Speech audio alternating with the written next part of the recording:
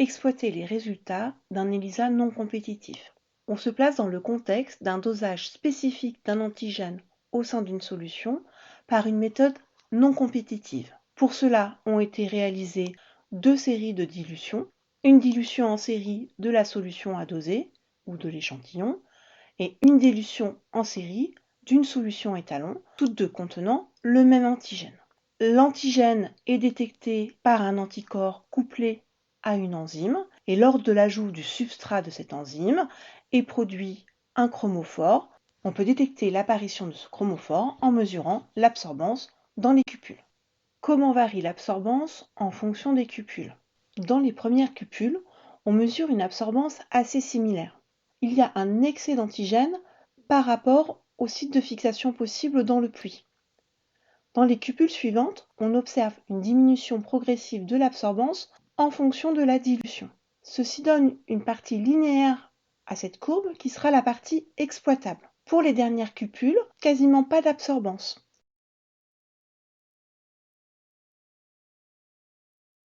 Il n'y a plus assez d'antigène dans les puits pour que le signal soit détectable. Intéressons-nous un instant à l'axe des abscisses. L'absorbance est fonction du logarithme de la concentration de l'antigène dans la cupule.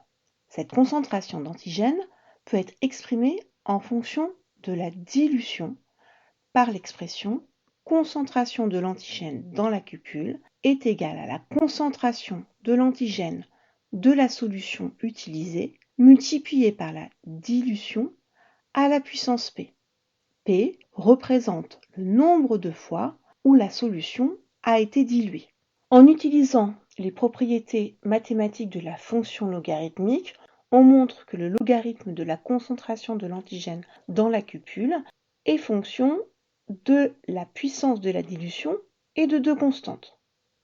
Il existe donc une relation linéaire entre le logarithme de la concentration de l'antigène dans la cupule et la puissance de la dilution, ce qui explique qu'on peut représenter et exploiter la courbe absorbance en fonction de la puissance de la dilution.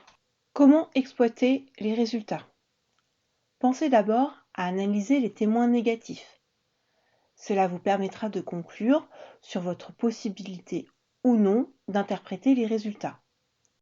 Ensuite, identifiez la partie linéaire de la courbe pour pouvoir déterminer l'équation de la courbe de tendance correspondante.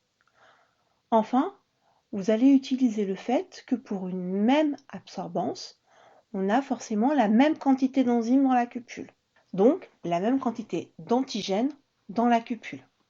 Vous allez tracer sur un même graphique la courbe correspondant à la solution étalon et la courbe correspondant à la solution à doser, à l'échantillon. Vous allez choisir une absorbance située dans la partie linéaire de chacune de ces courbes. Vous utiliserez ensuite les équations des courbes de tendance des deux parties linéaires pour déterminer la valeur de P, de la puissance de la dilution, correspondant à l'absorbance choisie pour la solution étalon et pour la solution à doser, pour l'échantillon.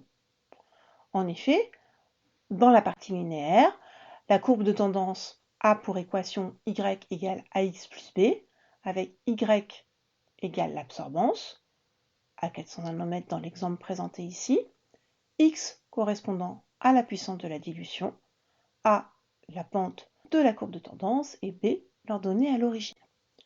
Vous allez donc déterminer deux puissances, P de l'échantillon et P étalon.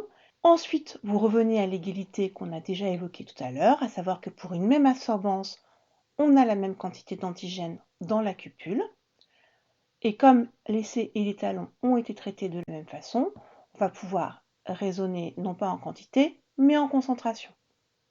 Donc, la concentration de l'antigène dans une cupule étalon fictive qui correspondrait à l'absorbance choisie est égale à la concentration de l'antigène dans une cupule essai fictive qui correspondrait à l'absorbance choisie. On peut exprimer ces concentrations en fonction de la solution étalon utilisée et de la puissance de la dilution, et pareillement pour la solution échantillon utilisée.